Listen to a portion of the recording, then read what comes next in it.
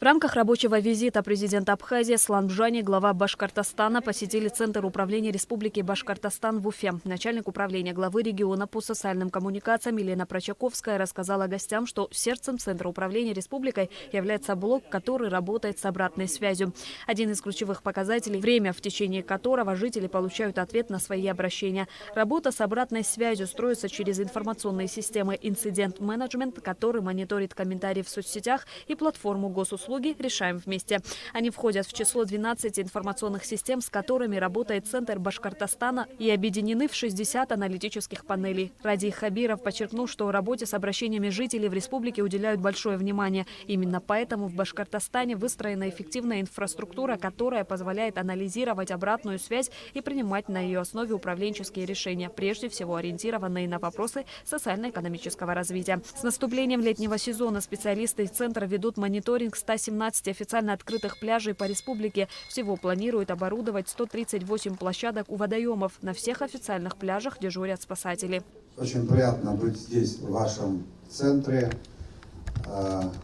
И то, что глава республики в режиме упреждения нащупал необходимость принятия такого решения, создания центра, это говорит о том, что ваш центр просто обречен на успех. Для нас это познавательно, очень многое кажется нам интересным, и мы в обязательном порядке вооружимся вашими технологиями и вашими подходами для решения таких же аналогичных проблем, с которыми сталкиваются жители Абхазии. Желаю вам всем успехов и новых свершений. Будьте здоровы. Далее Абхазия и Башкортостан представили свои экономические, инвестиционные и туристические потенциалы в Конгресс-холле. В приветственном слове премьер-министр Башкортостана Андрей Назаров отметил важность таких встреч, которые играют большую практическую роль в продвижении взаимной торговли, инвестиций и расширении прямого диалога предпринимательских сообществ. Причем не только в масштабах республик, но и в более широком глобальном измерении части международного экономического сообщества. Целью нашей является это увеличение товарооборота. Сейчас, конечно, пока это товарооборот между нашими регионами не вышел на должный, на мой взгляд, уровень, и хотя по сравнению с 2020 годом мы выросли почти в 1,5 раза, этого, конечно, еще недостаточно. Есть множество продукций, товаров, которые мы бы хотели приобретать, и чтобы к нам поставляли из Абхазии.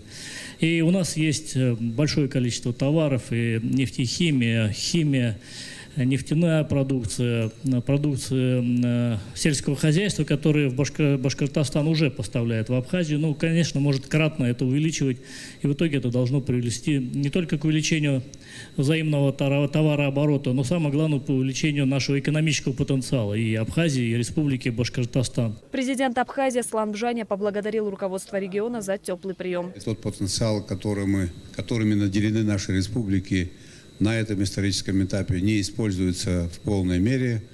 Мы должны интенсифицировать наши контакты в разных сферах жизни. И эффект синергии, он даст, конечно же, положительный результат для наших граждан. Конечно, цель облегчить или улучшить жизнь наших граждан, сделать так, чтобы те товары и услуги, которые производятся в республиках, могли быть доставлены из Абхазии в Башкортостан и наоборот.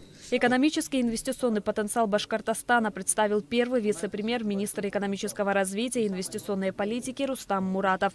Туристический потенциал Абхазии представил министр туризма Теймураз Хишба. Он рассказал об истории государства и выразил заинтересованность в обмене опытом с Башкортостаном в определенных направлениях, а также сотрудничестве, в частности, в сфере туризма. Также обозначил действующие налоговые льготы и преференции на территории страны. Так, инвестор может рассчитывать на снижение налога на прибыль и налога на имущество на 50% при вложении от 10 до 70 миллионов рублей. При объеме инвестиций свыше 70 миллионов рублей возможно полное освобождение от данных налогов. Льготы и преференции действуют в течение срока окупаемости проекта, но не более 8 лет с начала реализации. На самом деле Абхазия славится не только своими санаториями. В Абхазии самое главное, как и было, так и остается, это особое человеческое отношение. Абхазцы называют свою страну Апсне, что в переводе на русский язык означает «страна души». Президент Абхазии Аслан Бжаня подтвердил намерение расширения связей между двумя дружественными республиками. У нас есть потенциал роста. У нас несколько хороших предприятий. Недавно был создан союз виноделов. И вот деловые контакты между вот этими предприятиями и возможность выйти на ваши торговые сети с нашей продукцией – это одно из направлений, которое обеспечит нам рост товарооборота. Это первое. Второе – вопрос связан с обеспечением цитрусовых. На самом деле наши мандарины, они очень вкусные, качественные, в экологическом отношении они безупречные. Мы практически не пользуемся в сельском хозяйстве препаратами химическими, лекарственными. Все это производится на открытых грунтах, натуральный продукт. И вот я тоже не знал, что объемы такие маленькие. Мы в обязательном порядке попробуем их нарастить. В Центре управления республикой также состоялась встреча президента Аслана Бжаня и членов абхазской делегации с активистами молодежных организаций Башкортостана. Встреча прошла в формате открытого диалога. В приветственном слове глава Башкортостана обозначил приоритетные направления молодежной политики. Республика Башкортостан – самая молодая республика Приволжского федерального округа. У нас миллион молодежи. Это вот наша гордость, это наше будущее. Мы действительно в этом плане молодая республика. И работа с молодежью, создание условий для развития, для профессионального роста молодежи имеет для нас огромное значение. Поэтому вот у нас сегодня будет возможность пообщаться. Вообще, как работа у нас построена? Безусловно, у нас структурно она организована таким образом, что у нас есть отдельный государственный комитет по делам молодежи. Яна Александровна, председатель этого комитета.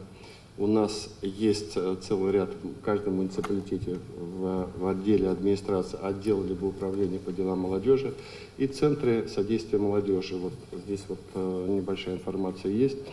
Вот. Мы начали еще идти по пути, создавать для молодежи такие творческие центры, как вот Яшлек Хаус, вот фотография сделана. Яшлек – это молодость, хаус – это дом. Вот. Я думаю, что до 24-го, мы назвали его так, Яшлек Хаус, до 24 февраля.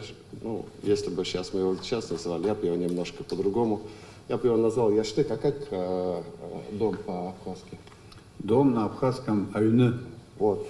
Яшлек Аюны я бы его назвал. Вот. Спасибо. Президент Абхазии Аслан Бжаня отметил, что рад встрече с молодежными активистами Башкортостана. Я очень рад быть вместе с вами в этой аудитории. Возраст, в котором вы пребываете, это замечательный возраст. Впереди вся жизнь. И очень важно сделать так, чтобы правильно были обозначены приоритеты. Мне, вам, присутствующим в этой аудитории, всем посчастливилось жить и работать в такой великой стране, как Российская Федерация. Страна, которая имеет огромный потенциал, исключительно богатую историю, прекрасное настоящее и оптимистическое будущее. Всегда нужно быть настроенным патриотично, и всегда нужно любить свою страну, говорить о проблемах, которые существуют, и не бояться их решать. Председатель Госкомитета по молодежной политике Башкортостана Яна Гайдук напомнила, что сражения на горных перевалах Абхазии стали одним из самых кровопролитных эпизодов Великой Отечественной войны, во многом определившим исход битвы за Кавказ. Она предложила президенту Абхазии организовать совместные поисковые отряды на местах сражений. Аслан Бжаня поддержал эту идею. Глава Башкортостана Ради Хабиров здесь же поручил подготовить предложение по созданию совместных поисковых отрядов. Отвечая на вопрос о главных достопримечательностях Абхазии, Аслан Бжаня порекомендовал молодым людям посетить все 7 районов республики, где каждый найдет себе место по душе. Во время общения молодые люди задавали вопросы о практике поддержки молодежи в стране, проектах для начинающих предпринимателей. Активисты также обратились с предложениями о сотрудничестве молодежных организаций двух республик, международных студенческих обменах и взаимодействии в сфере молодежного предпринимательства. В завершении встречи председатель Государственного комитета по молодежной политике Яна Гайдук пригласила делегацию из Абхазии на тематический форум «Ихин молодежи-2022», который состоится в Уфе с 12 по 14 сентября. Шазина Ханагуа, Абхазское телевидение.